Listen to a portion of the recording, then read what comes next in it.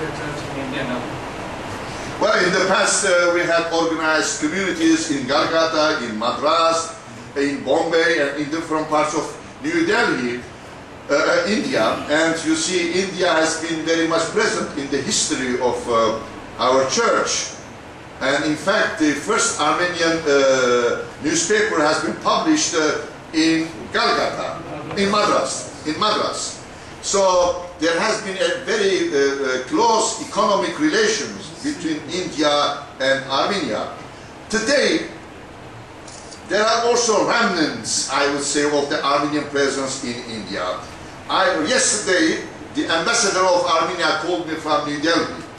You see, I strongly urged him to study the Armenian presence in India and try and explore how he can develop, you see, relationship and collaboration with India in different spheres of the society life, including, of course, economic life and also religious life. We have Armenian streets in Madras and in Kolkata. Yes. So shall we close your audience? Any other question? Last question. He's a senior. I am talking from a purely lay perspective. See that Your Holiness made a distinction between dialogue at the level of theory, doctrines, and all that, and also dialogue at the level of coming together, living together, etc., etc. But what saddens me, in spite of the centuries-old dialogue at the doctrinal level, see, Christ cried that they may all be one, they may be united. That has not yet come. It's a predicament. Every day we pray, Thy kingdom come. But it seems that the kingdom is eluding us. Kingdom means the values of the kingdom. Similarly, in spite of all the doctrinal, Father Matthew Alanikal, I don't know how many sessions in quarterly he attends, but at times we become somewhat desperate. Point is, I have a naughty point of view. If the bishops come together, things will become easier. The people are for unity. But who stands in the way? Doctrine is there, accepted. But actually, at the doctrinal level, the bishops and the priests are there. If they come together, especially the bishops, if they come together, come to an agreement. I'm not saying that you have to compromise with the principles and all that. We are not living in a time of church uniformity, but church unity. How can we build this unity? We have been waiting for this kind of unity for decades together. Well, I fully understand your concern, in fact your frustration, and I share that. Let me remind you that the late ecumenical patriarch Athanasios, once speaking about the unity, has said, in order to achieve unity, we have to put in prison all the theologians. Because they are the troublemakers. Not bishops, but the theologians.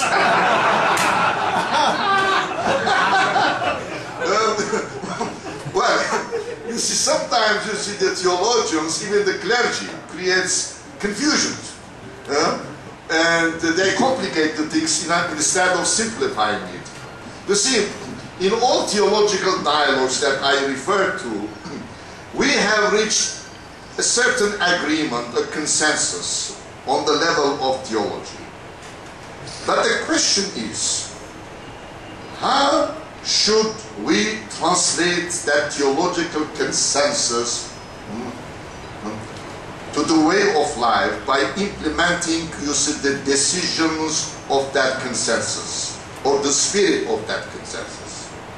I think sometimes, you see, this is difficult. It's difficult, you see, on the level of practice. That is, I think, a question that we must discuss in the context of theological dialogues. In other words, how we can translate the theological dialogue into source of a process of reception by the churches. You should remember, in Antilles, in my intervention, I touched this question of reception. I said, I still remember that how should we initiate a process of people-oriented reception? I think any sort of consensus on the paper eventually must be translated into action, into reception by the people. Otherwise, it will lose its relevance and credibility. I think this is, again, a great challenge that must be taken seriously by the churches which are engaged in theological dialogue for the visible unity of the church. As I said this morning, you see, for us, ecumenism has a clear objective, and that objective, that goal, is the visible unity of the church. Professor Sebastian is getting older, so he wants to see what he that's achieved right. during his lifetime. Well, I cannot promise that, you see.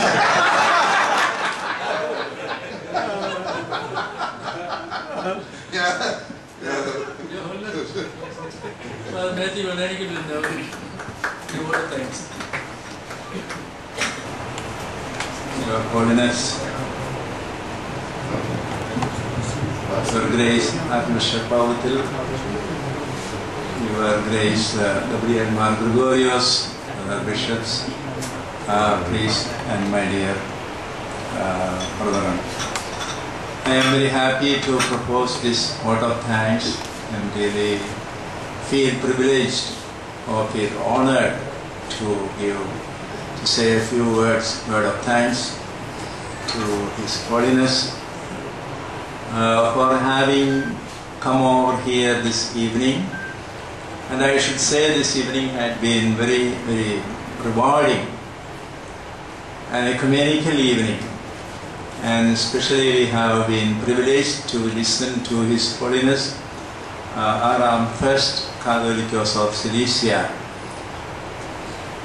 I recall now with gratitude the days I was with him there, the Catholicos state of Cilicia and Antelias, Lebanon, for the theological dialogue and the wonderful hospitality that he extended to us and the wonderful experience that we had there. In fact, the idea of ecumenism that he shared with us he is really living that, this concept of ecumenism.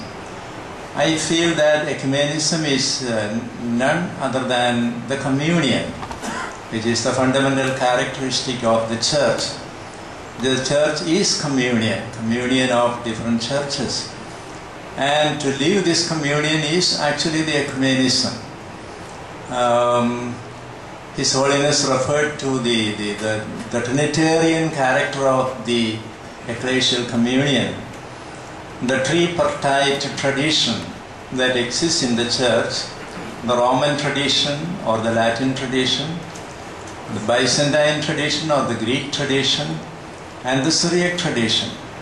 I think this ecclesial pluralism, diversity, is a reflection of the Trinitarian dimension of God. It is said that the church is the icon of the Holy Trinity, and therefore this diversity is something that is to be appreciated and accepted. And actually in our church in India, I think we have been discussing this problem of unity in diversity since 30-40 years, precisely because our ecclesial context here, a pluralistic context, the Catholic Church in India